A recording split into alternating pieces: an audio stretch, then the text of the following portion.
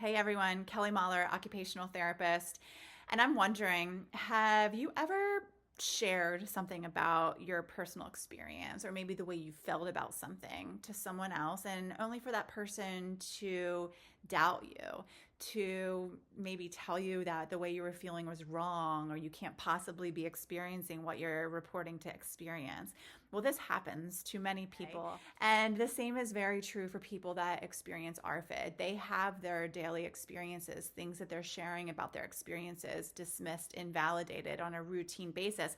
And this doesn't just result in potentially frustrating moments. This is a form of injustice, and it really impacts their experience, including interoception.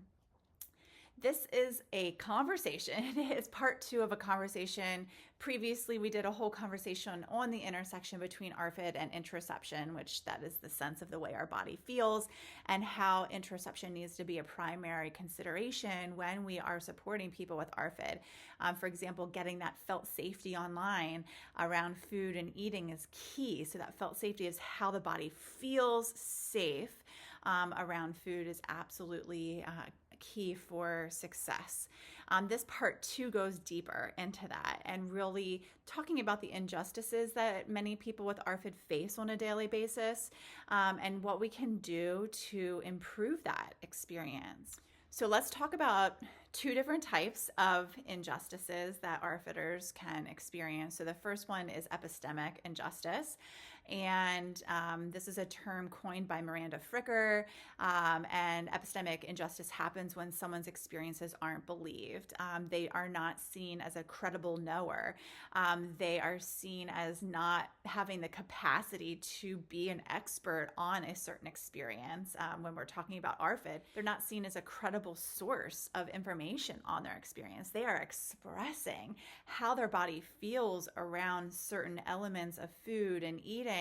And many times they're expressing that through words or even through actions, like maybe they're pushing food away or they're gagging or they're crying or they're running away from food.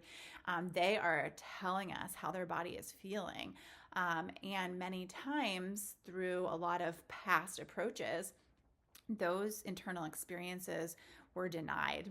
They were not seen as a credible source of information.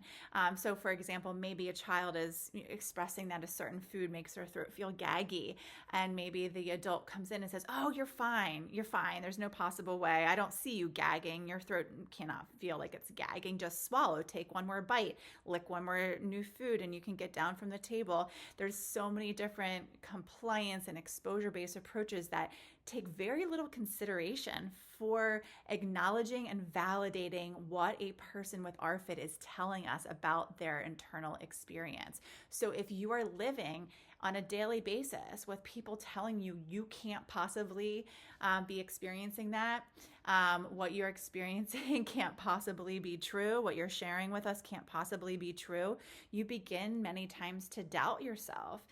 You develop a separation between you and your body. The body does not become a place that you trust because all these other people are saying you can't possibly be having that experience.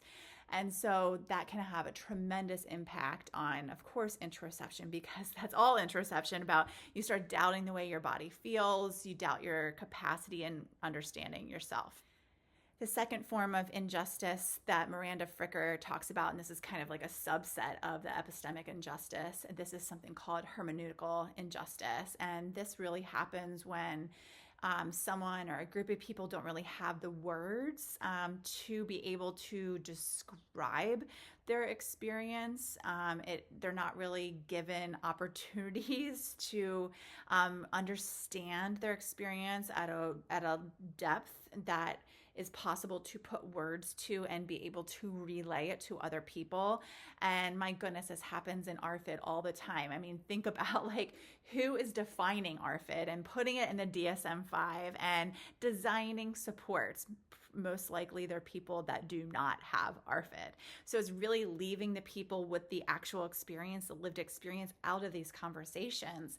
And really what that does is it limits the language that people with ARFID can use to describe their experience that actually matches their experience.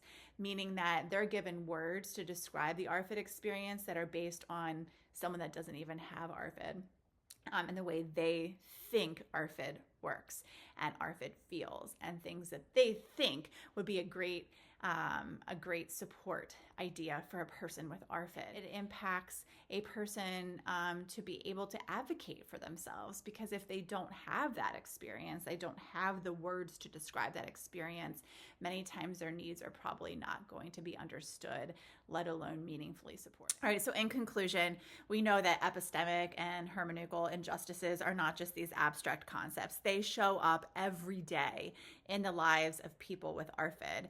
When you have your signals dismissed, when you're not viewed as a credible expert on your own body, when someone or we as a society lack the language to explain what's actually happening in ARFID and what that is like internally, really interoception takes the hit. Body signals become even harder to trust. They're even harder to share. They're even harder to use as a guide to things like felt safety and nourishment. So that's why we can't just look at ARFID as a quote unquote feeding problem. It's so much bigger than that. It's an interoception issue for sure, but it's definitely a justice issue, even bigger. So if we really want to support people with ARFID, we have to believe their experiences. We have to help expand the language that can be used to describe that ARFID experience. And we have to really work hard to protect their right to be seen as experts on their own bodies.